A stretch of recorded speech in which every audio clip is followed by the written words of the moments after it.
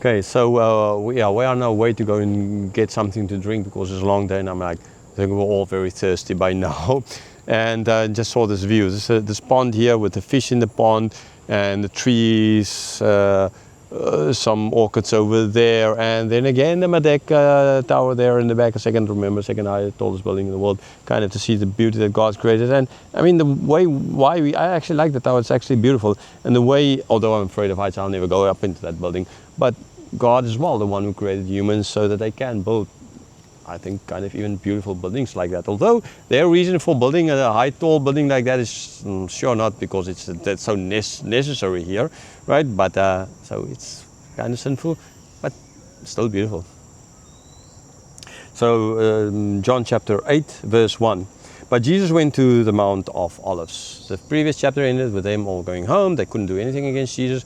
In Jesus' case, where is he going to go? He's going to the Mount of Olives. We know later on that's where he will be caught, okay, in prison. So and from taken to the high priest and then ultimately to Pilate.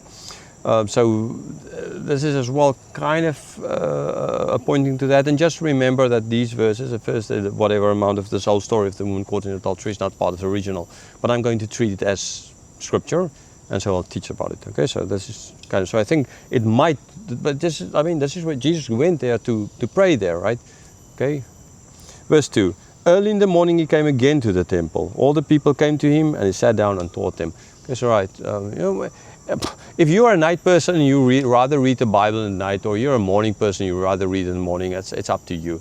Okay, I'm not so much, I think, a morning person, though these days, because I guess I'm getting older, I'm getting more of a morning person, getting a no sleep kind of a person maybe. But when I was younger, sure, night person, and I would rather read the Bible at night. And other people's like, you need to get up in the morning and read because Jesus did that. And we differ, right? So there's no problem with that. You can read in the evening as well.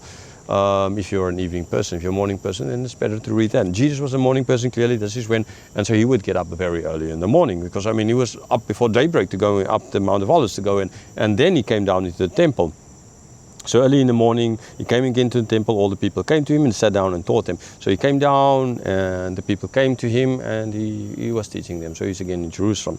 Verse 3, the scribes and the Pharisees brought a woman who had been caught in adultery, and placing her in the midst, they said to him, Teacher, this woman has been caught in the act of adultery.